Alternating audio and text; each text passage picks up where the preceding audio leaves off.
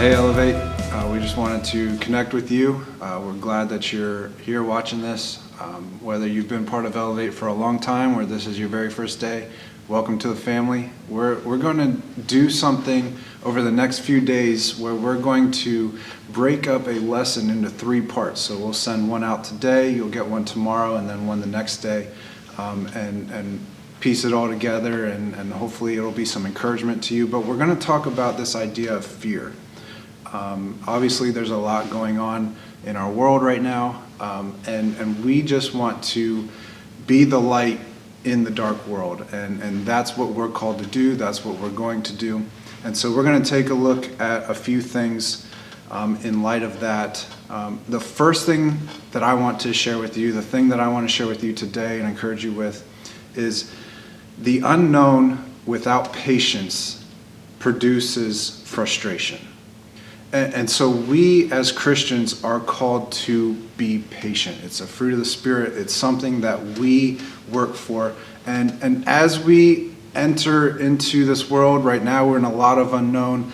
I don't personally like living in the unknown. Probably you don't either. But I like having answers. I like knowing where I'm going before the journey begins. I like knowing where I'm supposed to park in the parking lot before I even get in my car to go to wherever I'm going, especially if it's a place that I've never been to before.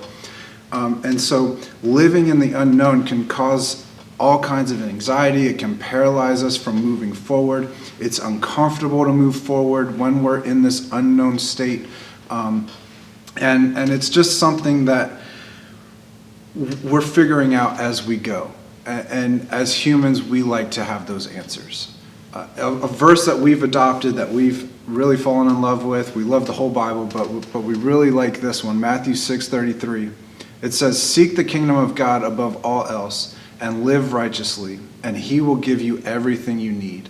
And in this time of unknown, it seems like we have to take matters into our own hands. And that's one of the worst things that we could do. The first thing that we need to do is say, God, what is it that you're doing in this moment? What is it that you would have me do in this moment? God, what is it that you are speaking to us right now? And God, with everything that we have, we are going to chase after you no matter what it looks like outside. We are going to chase after you. We want to hear from you. We want to know what you're thinking and what you're doing. And we know that with everything, you are going to give us everything that we need. And so that's how we live, and that's what we do, and that's how we are going to display ourselves to the world, because we are image bearers of Christ, and people are going to see Christ through us. They're going to see Christ in the way that we respond to things, and how we live with patience in these unknown times, being okay with not having all the answers for the things that are going on right now, and just taking things one step at a time. This is not the time for us to make long-term plans. This is not the time for us to say, hey, what is our 10-year goal? Right now, all we're called to do is live for today. We're going to take one day at a time. We're going to see what's happening today. We're going to worry only about today and let tomorrow come when it comes. And we're going to do this. God did not give us a spirit of fear, so we know that all the fear that's around us is not from him. We're not going to do that. We know that God gives us a spirit of power, he gives us a spirit of love, and he gives us a spirit of self-discipline. And so those are the things that we are going to bring into the world as we go in these times of the unknown. This means that we carry courage wherever we go. No matter where, if we're going to the grocery store, if we're staying at home, if we're meeting the neighbors outside, we are going to carry courage everywhere we go. We walk in power, we walk with love, we walk with self-discipline, and we confront fear at the door. We don't allow fear to come into our house. We make fear so uncomfortable that it just has to leave.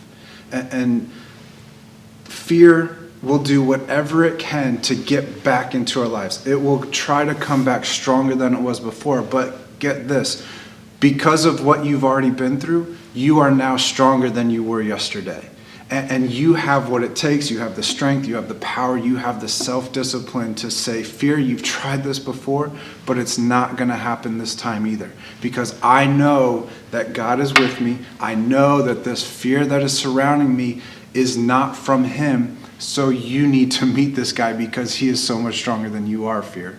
And so we're not going to allow fear to live in our house, not going to live in our minds, and we're not going to allow its space to grow where we are. And so we have options.